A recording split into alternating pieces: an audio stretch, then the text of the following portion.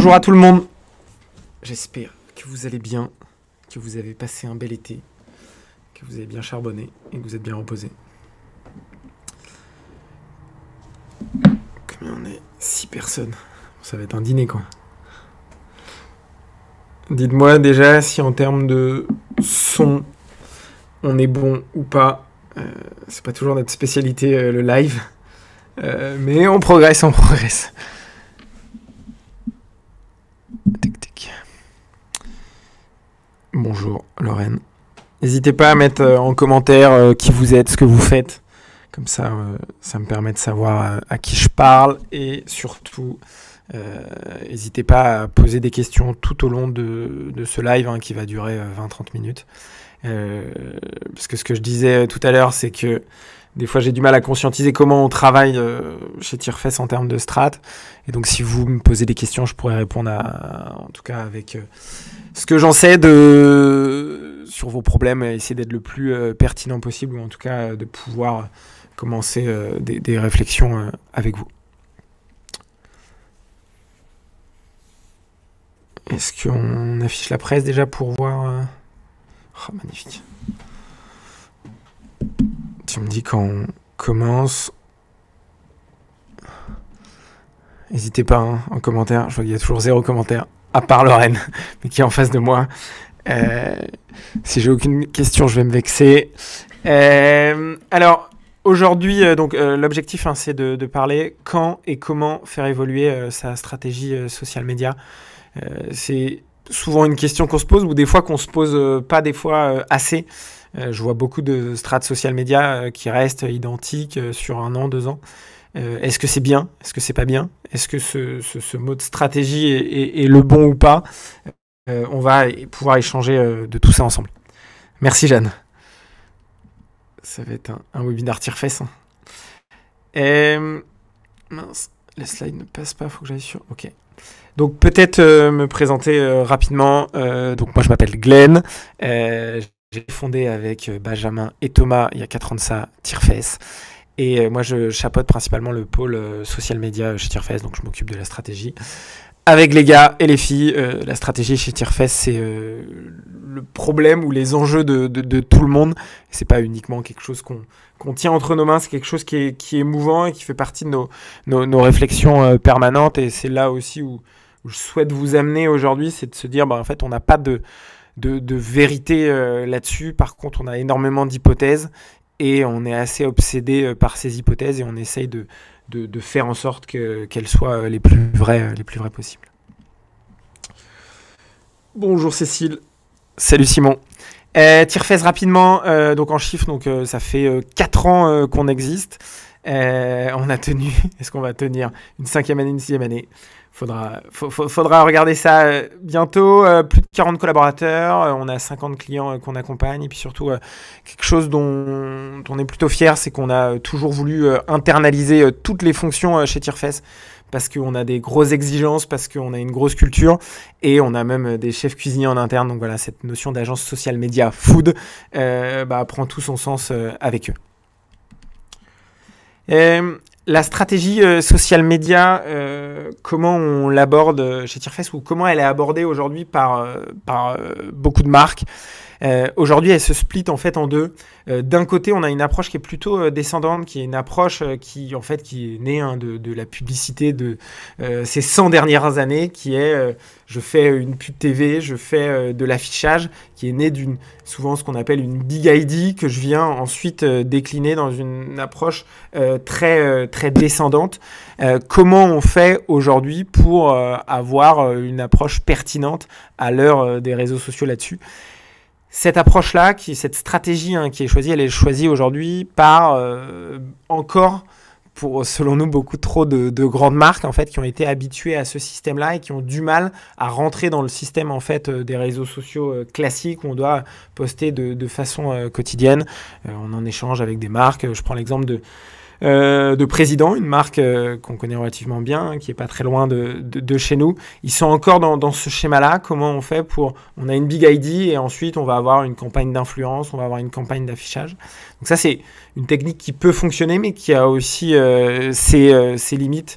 On le voit à l'ère du digital que les buzz qu'on pouvait faire avant duraient longtemps.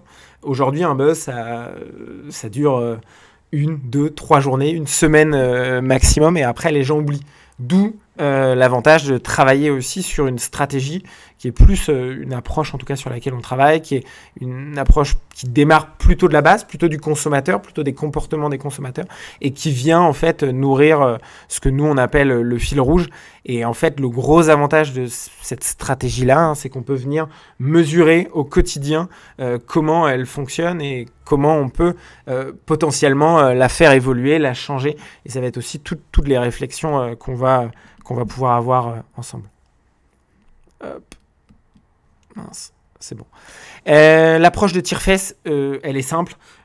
Aujourd'hui, notre cœur de métier, c'est les réseaux sociaux. Et donc, de base, on réfléchit beaucoup plus en fil rouge. C'est-à-dire comment, au quotidien, on arrive à être dans l'esprit de notre cible. Comment on crée de la répétition là-dessus.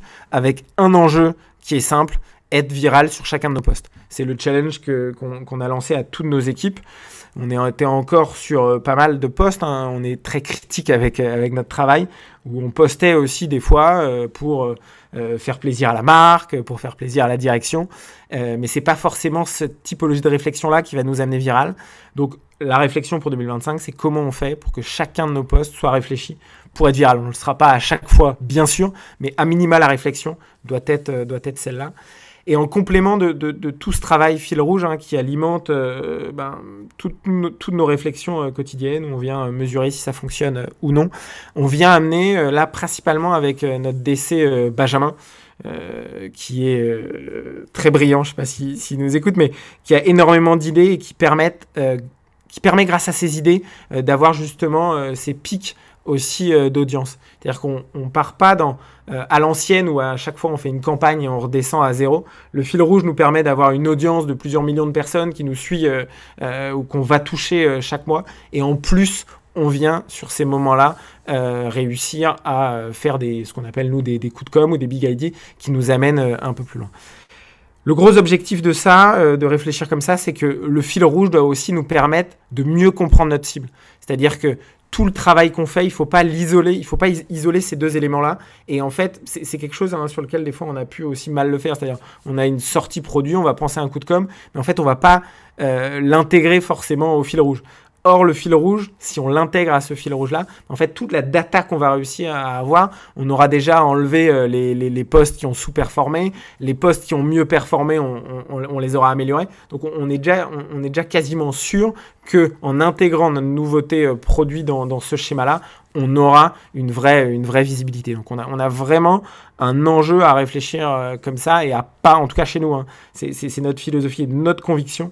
Ça nous permet en tout cas d'itérer, mesurer et d'être un peu meilleur chaque jour. Et ça, c'est quelque chose sur lequel on est relativement intransigeant. Un petit rappel, c'est pas l'objet de ce webinaire, mais ça, je voulais quand même le rappeler. C'est un post que Tom, un des créateurs de contenu de l'agence, a partagé. Et je trouvais il résumait assez bien notre philosophie chez Tire-Fesse. Fuck les trends. Et ça sera les créateurs de contenu, les storytellers qui vont gagner pour nous la bataille. C'est pas pour ça qu'on ne doit pas faire de trends. Je montrerai tout à l'heure un contre-exemple de marque qui a saisi des trends et qui peuvent aussi surperformer. Mais pour autant, construire une bonne stratégie propriétaire avec une vraie signature social media, c'est de réfléchir à qui on est et quelle histoire on peut raconter derrière ça. Donc, on ne construit pas une stratégie en additionnant des trends pour essayer d'être viral. Non, cette viralité vient de la construction, de créer nos propres formats et de vraiment raconter notre propre histoire. Et ça, c'est un élément qui est hyper important. Même le focus sur les 3 choses à faire. Vous racontez des histoires, vous créez une communauté et vous leur apportez de la valeur. Voilà, c'est 3 éléments qui sont relativement simples, mais plutôt compliqués à mettre en place. C'est-à-dire que ça nécessite quand même beaucoup de réflexion là-dessus. Et c'est un vrai enjeu pour les marques de demain de le faire. Là où les marques sont vraiment sur dire je vais pousser mon produit, je vais surfer sur quelques trends et j'aurai des chiffres qui ne sont pas trop mauvais. Et c'est vrai, au fond, les chiffres ne sont pas mauvais, mais ils ne seront pas excellents. Un gros élément pour savoir comment et quand on doit changer de stratégie, c'est de mesurer ce qu'on fait. Et là-dessus, on a un élément chez Tierfest, c'est de rien mettre sous le tapis. C'est-à-dire, l'avantage des KPI, c'est qu'on peut en faire ce qu'on veut. C'est-à-dire qu'on peut dire à notre client, on a fait X millions d'impressions, on a touché X millions de personnes. Sauf que on s'en rend compte parce que chez Tierfest, on récupère pas mal de marques en ce moment. Et donc, on se rend compte que, en fait, il y avait beaucoup de marques qui étaient sur des couvertures énormes. Et en fait, les gens regardaient 1 seconde, 2 secondes leurs vidéos. Des fois, il y avait très peu de likes, ou alors s'il y avait des likes, c'est parce qu'il y avait des budgets faramineux, mais en fait, il n'y avait pas de viralité derrière. On venait pousser des contenus qui étaient trop publicitaires, mal amenés pour les réseaux sociaux. Et donc, nous, chez Tierfest, on travaille, on se focalise sur ces KPI-là, c'est-à-dire, la vue et les likes en organique. Dans quelle mesure le contenu, c'est-à-dire que si on pense du contenu pour être viral, on doit le penser pour être viral en organique. Et après, quand on viendra le pousser en ads, automatiquement, on aura des meilleurs perfs parce que l'objectif des plateformes, c'est que vous passiez du temps dessus, point. Ensuite, le hook rate, dans quelle mesure on accroche les gens. C'est-à-dire, aujourd'hui, les gens, vous les regardez, souvent j'aime bien regarder les gens dans le métro, dans le bus, en train de scroller indéfiniment sur leur portable, et dans quelle mesure, quand on construit un format chez Tierfest, on vient les arrêter. C'est quelque chose sur lequel on fait plutôt bien. Nous, notre objectif, c'est que toutes nos marques soient, et surtout nos formats, au-delà des 40%. Mais la plupart du temps, on est à 50, 60, même 70% sur certains formats. C'est-à-dire, voilà, au moins une personne sur deux regarde après 3 secondes nos formats. Et puis après, on a le taux de complétion. J'ai oublié le 100%, taux de complétion à 100% de nos vidéos. Et ça, c'est un élément sur lequel on est en train de travailler parce qu'on a une vraie marge de progression là-dessus. Et quelle histoire je raconte pour que si je fais un format d'1 minute, j'ai encore 20-30% des gens qui restent à 100%. Et ça, c'est un vrai challenge.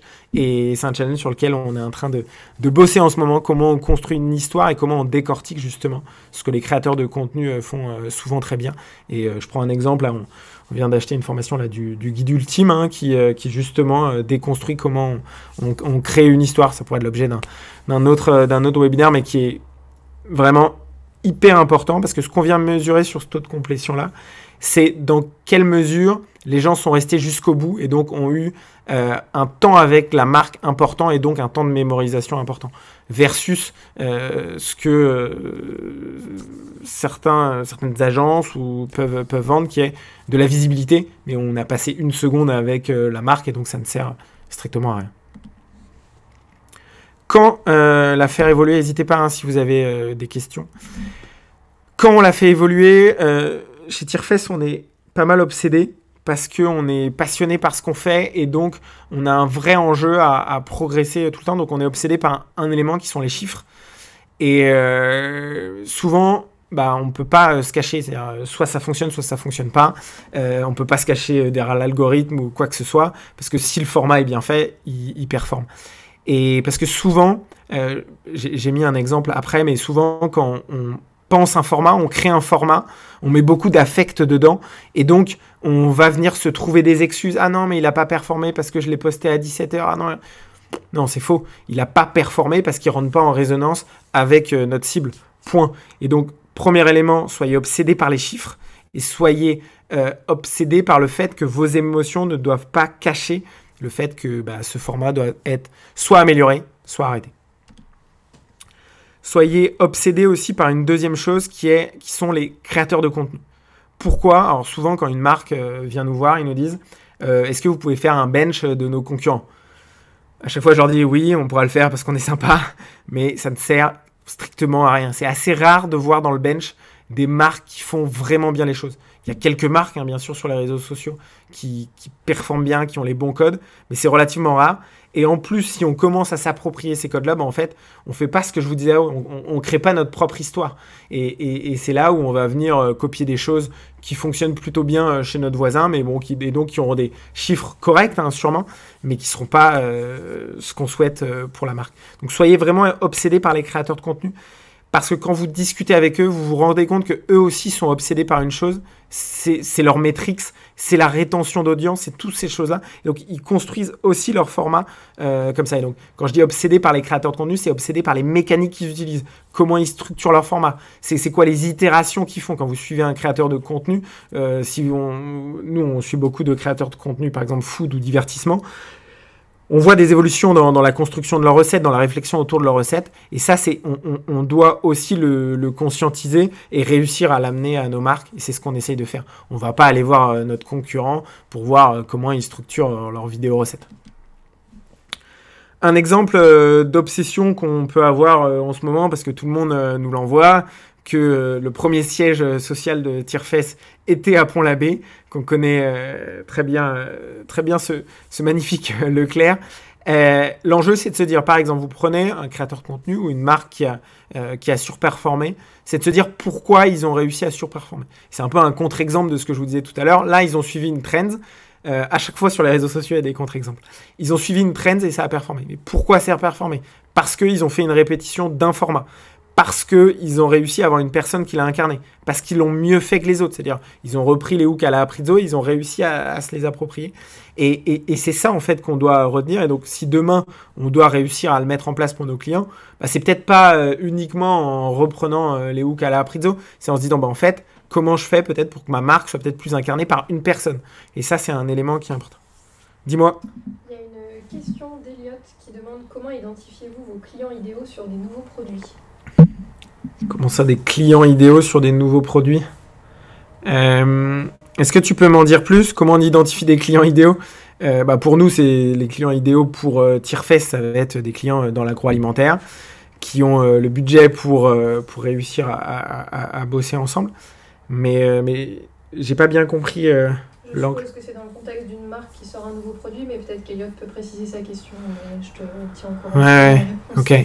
En tout cas, quand une marque sort un nouveau produit, l'enjeu pour nous est justement de se dire comment on peut l'intégrer dans nos formats forts et comment, en plus de ces formats forts, on va réussir, format fil rouge fort, on va l'intégrer peut-être avec une campagne d'influence qui va venir faire un peu ce coup de com' en plus, mais qui sera en tout cas inclus dans cette notion d'apprentissage qu'on a pu avoir des dernières fois. Mais en tout cas, Eliott, si tu veux préciser, parce que je ne sais pas si j'ai bien compris la question, n'hésite pas. Parce que mon LinkedIn ne se refresh pas. Alors, quand on fait évoluer sa stratégie, c'était quand même l'objet de ce webinaire, vous cachez pas derrière l'ADS. On voit trop de gens dire mais non, mais regardez, ça performe, ma photo a fait 1000 likes. Putain, t'as mis 200 € avec un objectif d'interaction et donc oui, c'est relativement normal que tu fasses 1000 likes. Mais pour autant, est-ce que c'est le bon contenu à faire? Est-ce que s'il n'y avait pas eu de l'ADS, il aurait pu être viral? Souvent, la réponse est non. Et donc, on voit encore trop de marques nous dire non, mais regardez, ça fonctionne bien, ma direction est contente. C'est très bien. Au fond, c'est de la politique interne. Mais là-dessus, quand je dis ne vous cachez pas, c'est regarder les choses avec sans ce prisme-là. Et ensuite, un élément qu'on voit aussi énormément sur nos marques, et c'est aussi, pour être honnête, une erreur qu'on a pu faire. Et là-dessus, on reste encore jeune chez Tierfesse. On a 4 ans.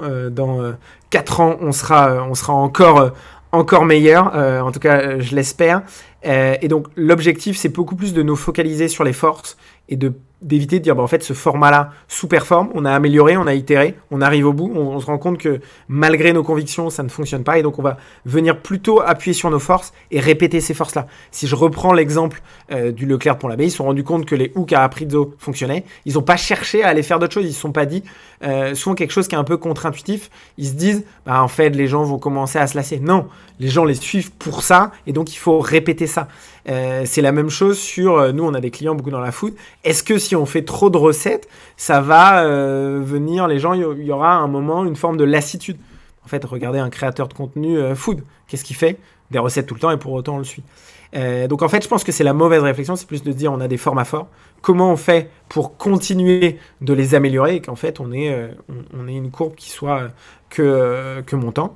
C'est pas pour ça qu'à un moment Quand on suit nos chiffres, peut-être qu'il y aura un moment une inflexion et des fois même des formats forts pourront être un terme des formats faibles, mais on ne se pose pas la question avant d'avoir eu le problème.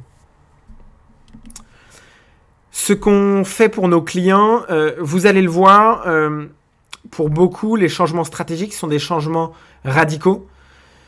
Chez Tirefest, c'est parce qu'on essaye dès le départ d'avoir les bonnes stratégies. Les stratégies ne passent pas de 0 à 1 ou de A à B. C'est beaucoup plus des inflexions de format pour réussir à soit on cut le format, soit on le fait évoluer. Mais là, je vais plutôt vous montrer des évolutions. Un exemple d'évolution, vous allez le voir, c'est deux marques sur lesquelles je travaille pas mal en ce moment, donc c'est pour ça que je les ai mis, Dossier et Chronodrive.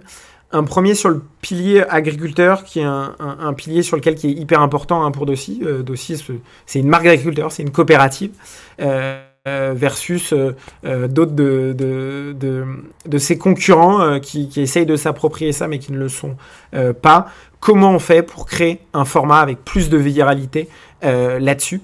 En fait, on est parti de l'étude des créateurs de contenu. On a été sur TikTok, on a regardé comment des agriculteurs communiquaient sur TikTok, comment certains arrivaient à buzzer sur TikTok. Et en fait, le constat était simple.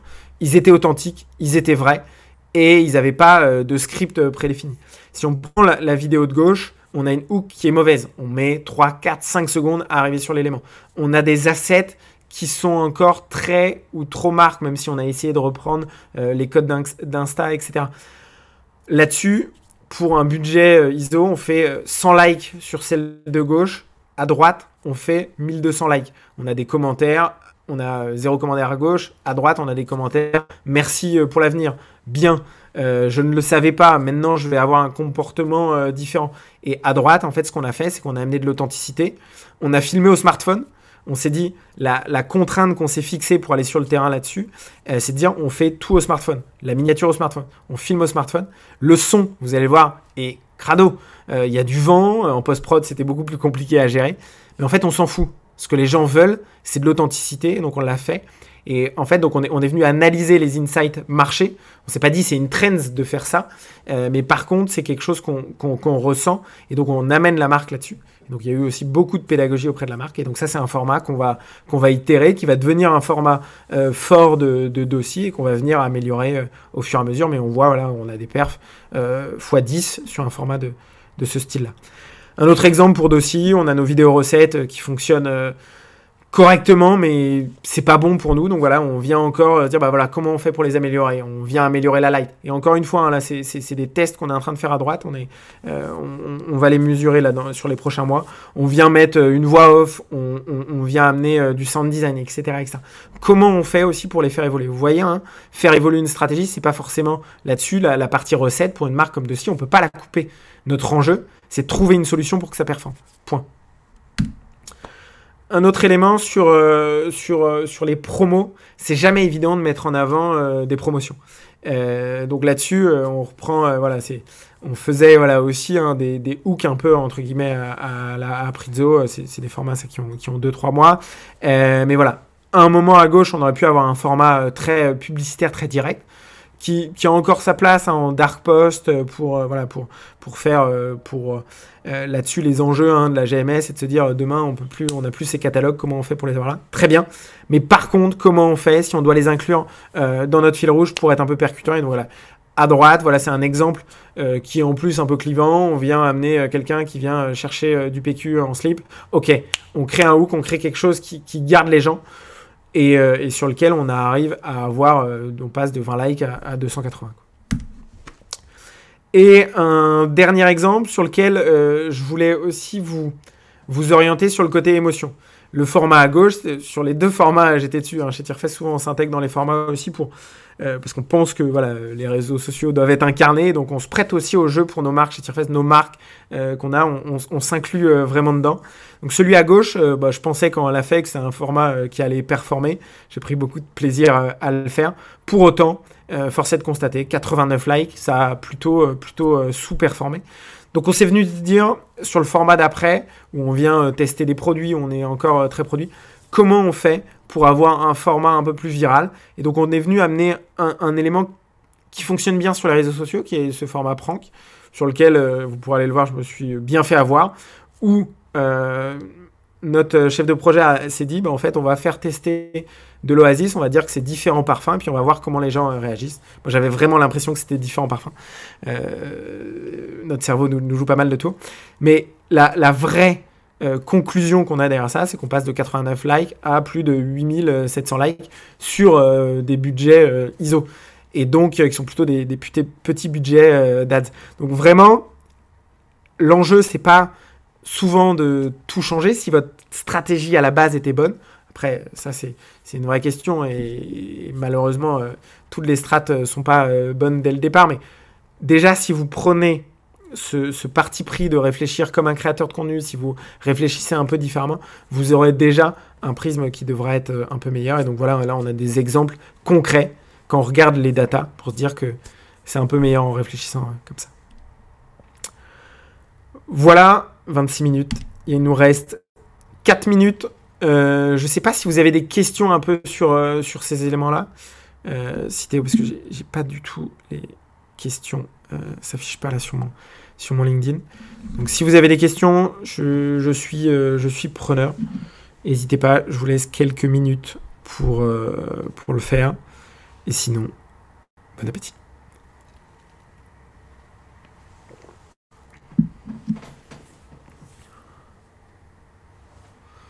C'est good. Toujours autant de questions. Hein. C'est qu'on ne doit pas être très bon. Hein. N'hésitez pas aussi à nous faire du feedback, même en privé sur... Hein? Ou alors t'es trop bon et tu réponds à tout. Ah, ça, je suis pas sûr. Mais en tout cas, si vous avez des questions, n'hésitez pas.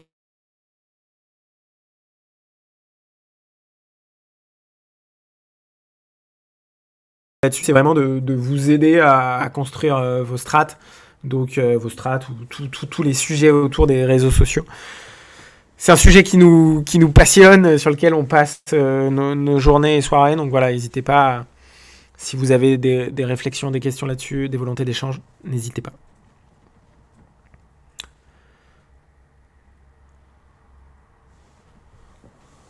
Hello Vince. Félicitations Vincent. Vincent vient d'être papa. Penses-tu pour des plus petites structures? Ouais, je pense qu'en plus, même les plus petites structures, je pense, Vincent a plusieurs barbershops et plein d'autres choses. Oui, je pense qu'en plus, vous avez encore plus de latitude que les marques importantes. En plus, t'as tout l'univers qui va derrière pour raconter des histoires. Et moi, je pense que, par exemple, un élément que les plus petites marques doivent faire, c'est de réussir à faire incarner ça, par exemple, par les barbeurs qui sont à l'intérieur, comment ils s'approprient aussi ces codes-là, comment tu racontes une vraie histoire, comment tu crées tes formats forts à toi. Ça me fait penser à un exemple. J'ai plus son compte Insta, mais Tom, tu as un mec qui vend des sneakers et qui en fait a un format fort qui répète. Il y a des mecs qui arrivent et il évalue en direct le prix des sneakers. C'est un mec qui cartonne sur les réseaux. J'ai plus son nom. Et en fait, il fait un format, il l'incarne. Tu as des personnes qui viennent avec des paires de sneakers et puis il évalue le prix en live. Et donc, tu vois, ça, c'est un magasin. Aujourd'hui, je sais pas, il a peut-être 100K. Il vend toutes ses paires, sont sold out en 2 heures. Je sais même pas où est situé tu vois, le shop. Il a un shop, il fait ça, il a son format fort et ça cartonne. Et moi, je pense que c'est même peut-être encore plus simple sur des formats comme ça, parce que c'est de suite incarné. Il y a moins d'enjeux politiques hein, qu'on a, hein, nous, sur des marques qu'on accompagne. Si on n'avait pas d'enjeux politiques sur nos marques, on serait beaucoup, beaucoup, beaucoup plus fort. Mais ça fait aussi partie du jeu. Hein. Mais ouais, non, hésite pas, Vincent, la prochaine fois que je viens à Brest, on mange ensemble et on en discute. Top. Merci Cécile pour les vidéos recettes. J'aime bien quand les gens sont plus contents que nous. Nous, on est pas satisfaits de nos vidéos recettes. On est en train de les challenger. Donc, c'est souvent ce que je dis aux clients. Je préfère que les clients soient plus satisfaits que nous. On est bon? Super. Merci à tous. À bientôt. Bonne app.